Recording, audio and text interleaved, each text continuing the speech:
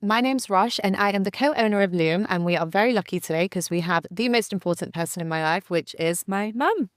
Hi. So, Rosh, you make me so proud. Every time I see you, I get so proud. Roshani, I had Roshani at 18, so we grew up together, literally. Grew up and we're best friends now. Who would say that? But it's completely and honestly true. Anything I need to share, she's my go-to person. I always go to her and we discuss and we advise one another. And she's had an amazing journey. My dream, I got married very young, so obviously I had her at 18. My dream was to be a doctor. And then Roshani becomes a doctor. So I see my dream being fulfilled in Roshani's eyes. And I always say that to you as well. You do. I could become a bit tearful as well at this point, but so Roshani, when she was at Manchester High School for Girls, she always wanted to become a dentist. And she didn't get the grades at A levels, unfortunately. It was 2 A's and a B. So she couldn't get into dentistry. So at that point, obviously, I was quite young as well. I didn't know much myself. So then I said, well, why don't you go through, let's do anything that you can get through clearing. So anyway, she got through psychology. She did her psychology exam and she got through psychology. She did 3 years. After 3 years of psychology, she said, I hate psychology, Mum. I don't want to do it. I said, yeah, well, then why don't you do the UCAT exam? And she goes, and see if you go into dentistry. So she did the UCAT. She didn't do very well again. So now I said, Roshani, God's giving you a sign. You're not becoming a dentist. This is it. You need to just think of something in psychology. And she said, no, Mum, I want to still do dentistry. And I said, okay. Deep down in my heart, being Asian, you always want a doctor in the family. So I was like, she's going to be the doctor, she's going to be the doctor. But then I thought she's not. Then I thought she can be a doctor in psychology. But she just wouldn't have it. So then in her lessons, she used to go to a friend of hers who had a dental practice. That friend of hers who had the dental friend's sister, actually it was, who had the dental practice, she used to go and sit there for hours and learn and do things. And I kept saying, you're wasting your time. Don't do it. Don't do it. You're wasting your time. She was adamant that this is what she wants to do. Then she applied for a postgrad in UCLan. And I still remember that day she was shortlisted and she was one of the 27 that got through. And we were ecstatic, absolutely. And that day I thought every single person should follow their dream because dreams do come true if you persevere. And because I was very negative about it, I said, you're not going to do this. You can't do it. It's not for you. It's time to move on. But she persevered, and that was something she taught me, actually. You should never give up on your dreams. You should make them all come true. She made me very proud, and then the day she graduated, she was one of the only family nieces and nephews that became a doctor. And my brother, the younger one, he threw a graduate party for her. Everybody was so happy in the family because she was the only doctor in the family. And it was just a very, very proud moment. And today I sit proudly and people come and ask me, are you Dr. Rosh's mum? Once upon a time, people used to say, oh, it's like your daughter, but now it's the other way around. And it makes me very proud. And again, it makes me tearful, but I don't think I should come on these podcasts. And I think Roshani's journey has been a longer journey than most dentists, but she has done it with passion, love, and I think it's a beautiful journey, an absolutely amazing journey. And like I said, she's taught me every single person should do what they like, what they want to be, and shouldn't stop dreaming. So, Roshani, did you know that I felt like that about you? You know, you don't tend to express your emotions very much, and we're not really like Yeah, we're not. I just a lovey-dovey I love you family. But actually that was probably one of the nicest oh my God. heartwarming things. No, I didn't know you remembered so much. I think that was like really touching, like really touching. And today I'm really, really proud of you. I think you've done a great job at your age. You've become a business owner. Your ambitions, you talk about them with me all the time. The beautiful ambitions, and I know you are a doer and you will fulfill all those ambitions and you're going to be very, very successful. When we came back to Loom, when she was decorating it, she literally stole all the ideas from my house. I literally did. She stole all the ideas from my house, literally, and was putting them into a clinic. I said, look, Prashant, it's like going from my house into your clinic. Does she want a tissue? No, so no, I'm all right now.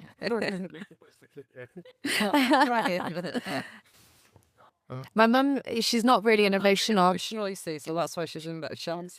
I just My mum is a very strong person. So everything you just said, it meant a lot because you don't really express that much. Your way of showing love and care is by doing things rather than saying things.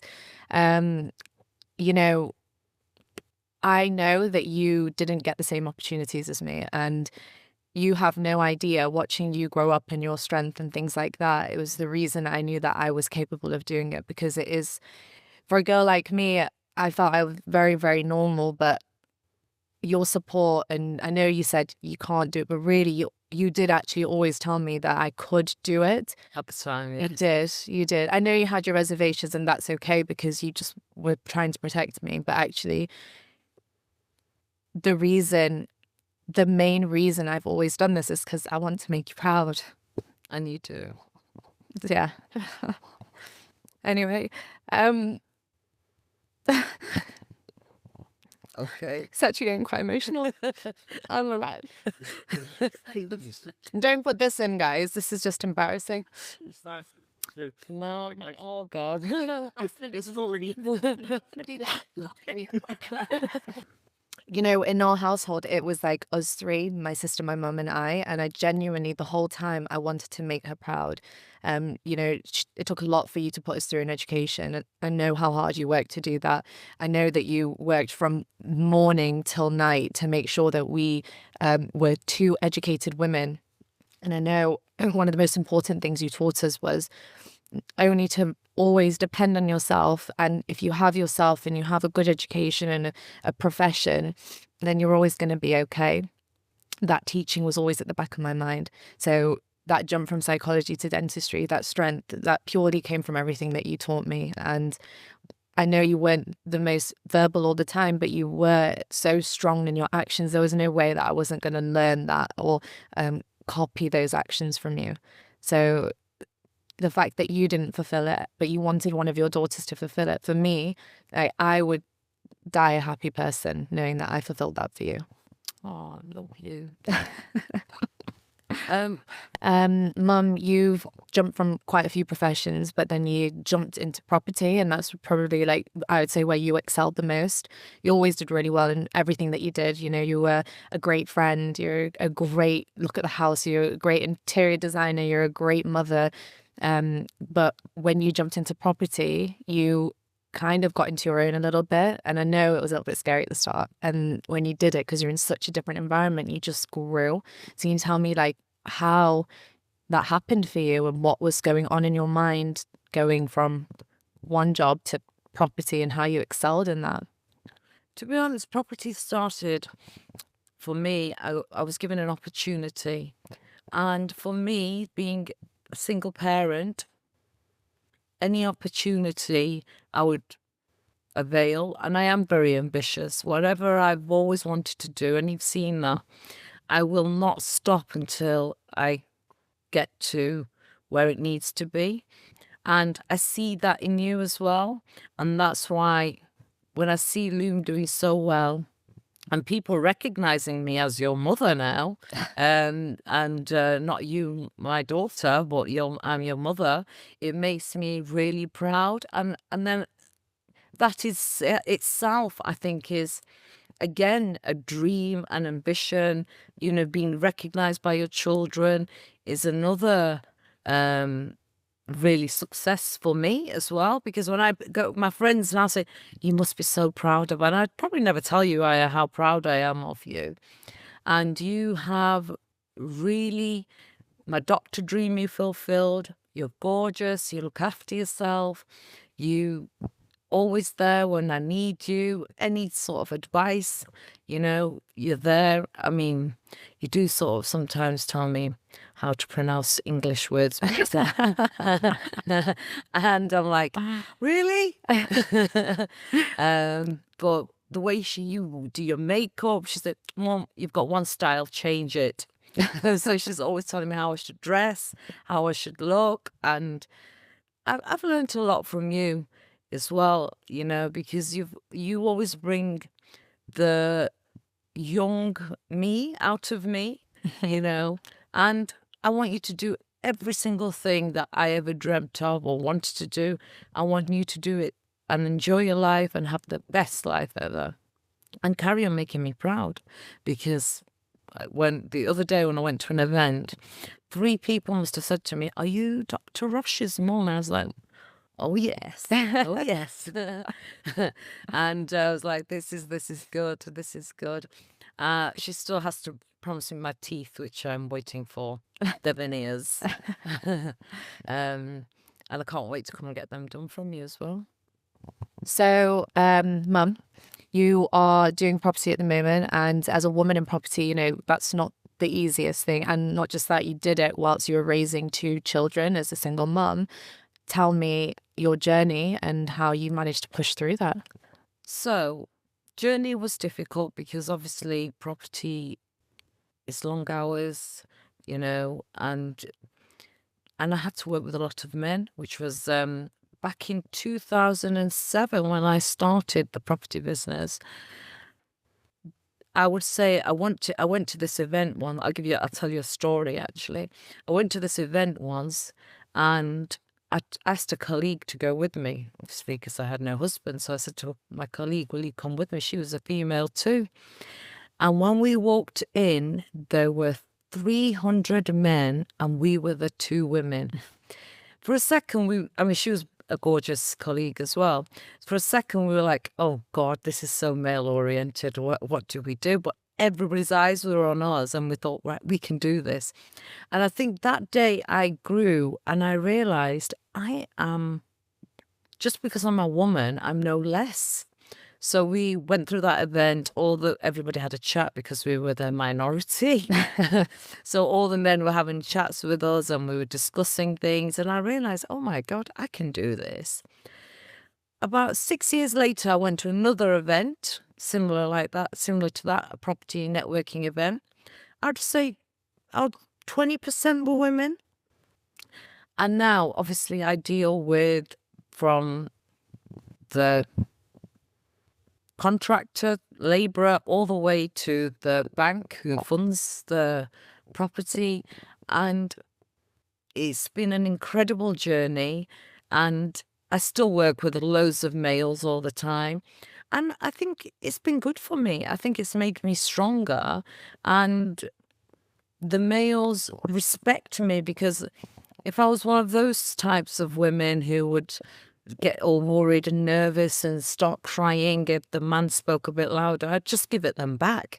And I think that's made me stronger along the time. And what kept you going, what kept you going as hard as you have over these last 10 years and you haven't stopped? My 2 daughters. I wanted to give them every single thing I never had.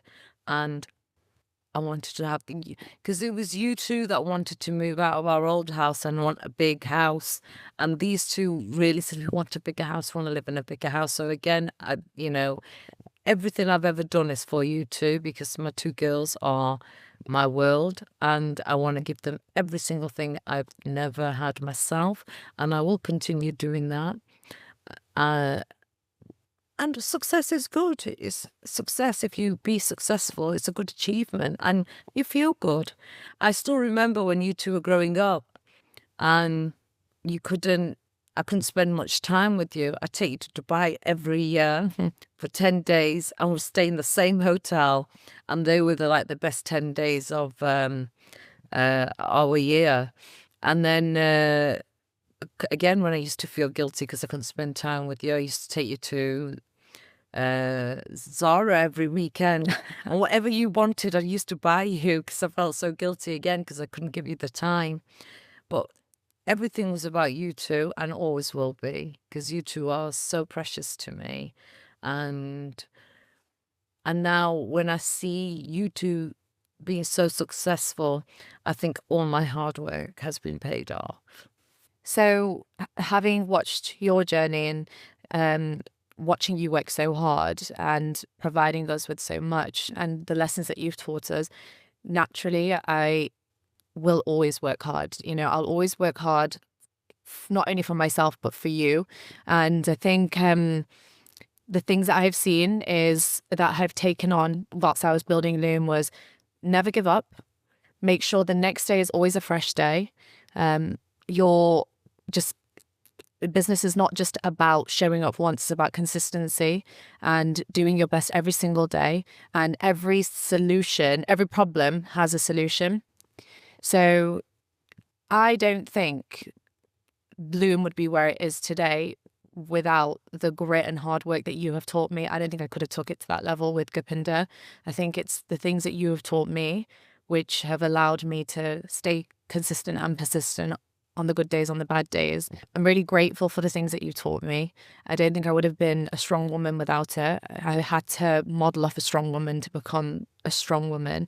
I still go to you for everything. You know that. Every problem, everything, we do speak quite a bit the day. Best friends. And we do kind of laugh through it as well, and we cry through it as well. So I'm very grateful for the mum that I have been gifted by God. And I'm gifted for the two beautiful girls. She had to throw that one in.